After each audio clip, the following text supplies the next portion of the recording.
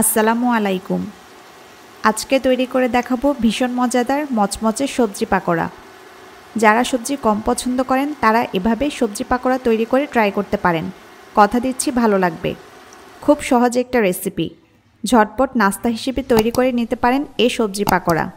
চলুন তৈরির প্রসেসটি দেখিয়ে দিই।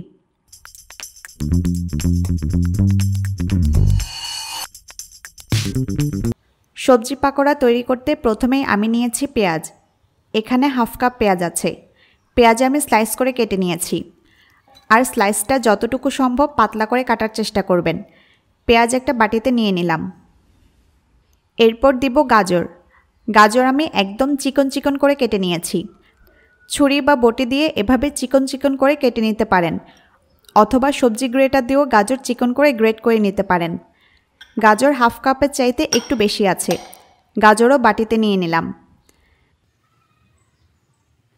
এরপর নিয়েছি বাঁধাকপি। বাঁধাকপিও একদম পাতলা করে কেটে নিয়েছি। বাঁধাকপি নিয়েছি 1 কাপের মতো। বাঁধাকপি বাটিতে নিয়ে নিলাম। আর নিয়েছি পালং শাক। পালং শাকের পাতা আমি বাঁধাকপির মতো পাতলা করে কেটে নিয়েছি। এখানে 1 কাপের মতো আছে। শাকও বাটিতে নিয়ে নিলাম। সাথে দিব ধনেপাতা। আমি হাফ কাপ ধনেপাতা কুচি কুচি করে কেটে নিয়েছি।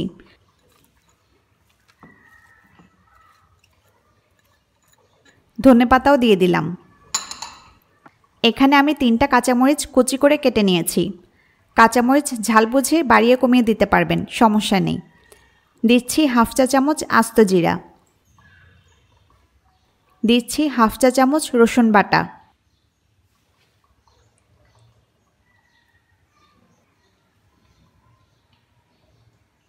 হাফ চা চামচ আদা বাটা দিয়ে দিলাম। আর দিচ্ছি হাফ চা চামচ মরিচ গুঁড়া, হাফ চা চামচ জিরা গুঁড়া। দিচ্ছি হাফ চা চামচ ধনিয়া গুঁড়া। সবশেষে দিচ্ছি স্বাদমতো লবণ। আমি হাফ চা চামচ দিয়ে দিলাম। এবার পরিষ্কার হাত দিয়ে সবগুলো সবজি কচলে কচলে মেখে নিতে হবে।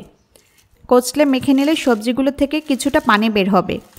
আমি কিভাবে করছি একটু খেয়াল করলেই বুঝতে পারবেন। আর দেখে মনে হচ্ছে অনেক সবজি নিয়েছি, কিন্তু না, হাত দিয়ে কচলে নিলে সবজির পরিমাণ অনেক কমে যাবে। আপনারা কিন্তু যে কোনো সবজি দিয়ে সবজি পাকোড়া তৈরি করতে পারবেন। সবজির পরিমাণটাও আপনারা আপনাদের পছন্দ মতো কম বেশি নিতে পারবেন। তৈরির প্রসেস একই থাকবে। দেখুন আমি সবগুলো সবজি ভালো করে মেখে নিয়েছি।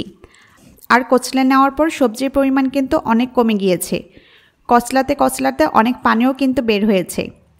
এবার বাইন্ডিংয়ের জন্য আমি ব্যবহার করব বেসন। এখান থেকে আমি প্রথমে হাফ কাপের মতো বেসন সবজিগুলোতে দিয়ে দিচ্ছি। লাগলে পরে আরও কিছুটা দিয়ে দিব।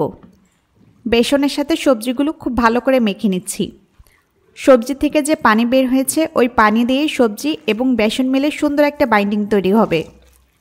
আপনারা কিন্তু বেসনের পরিবর্তে চালের গুঁড়া ব্যবহার করতে পারবেন। এতে পাকোড়াটা আরও বেশি মচমচে হবে। দেখুন পাকোড়ার সুন্দর শেপ দেয়া যাচ্ছে, তার মানে আর বেসন লাগবে না। সবজি থেকে বের হওয়া পানিতেই কিন্তু বেসন মিশিয়ে নিয়েছি, এক্সট্রা কোনো পানি ব্যবহার করিনি। আর আমার হাফ কাপের মতো বেসন লেগেছে। আপনাদের আরও কম বা বেশি লাগতে পারে। আমার সবজি পাকোড়ার মিশ্রণ তৈরি হয়ে গেছে। এখন ভাজার পালা। ভাজার জন্য পরিমাণ মতো তেল চুলায় দিয়ে গরম করে নিয়েছি। চুলার আঁচ মিডিয়ামে রেখে তেল গরম করে নিয়েছি। আমি একটা গাজর কুচি তেলে দিয়ে দেখছি তেল কতটা গরম হয়েছে। দেখুন তেলে দেওয়ার সাথে সাথে হালকা বুদবুদ উঠছে। তেলের তাপটা একদম ঠিক আছে। তেল এর চাইতে বেশি গরম হলে কিন্তু পাকোড়া পুড়ে যাবে।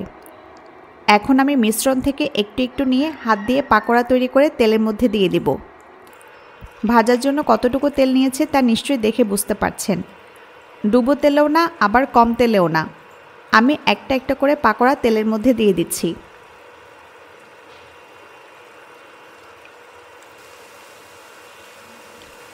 পাকোড়াগুলো তেলে দেওয়ার পর চুলার আঁচ আমি মিডিয়াম থেকে একটু কমিয়ে দিয়েছি।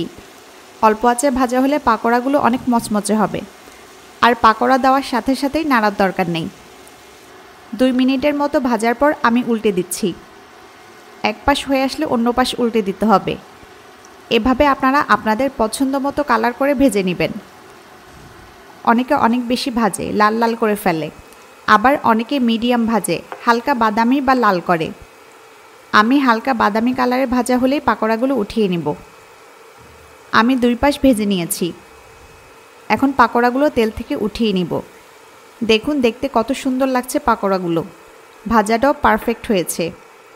এক ব্যাচ ভাজতে আমার প্রায় 6 থেকে 7 মিনিটের মতো লেগেছে। তেল ঝরিয়ে একটা টিস্যু পেপারের উপর পাকোড়াগুলো তুলে নিচ্ছি। এভাবে আমি বাকি পাকোড়াগুলো ভেজে নিব। হয়ে গেল খুবই মচমচে মজাদার সবজি পাকোড়া। যারা সবজি কম পছন্দ করেন তাদের এভাবে পাকোড়া তৈরি করে দিলে দেখবেন তাদের থেকে আপনি প্রশংসা পাবেন। রেসিপিটি কেমন লাগলো জানাবেন। কোনো প্রশ্ন থাকলে কমেন্টে লিখুন, আমি রিপ্লাই দেব। সবাই ভালো থাকুন, সুস্থ থাকুন। আল্লাহ হাফেজ।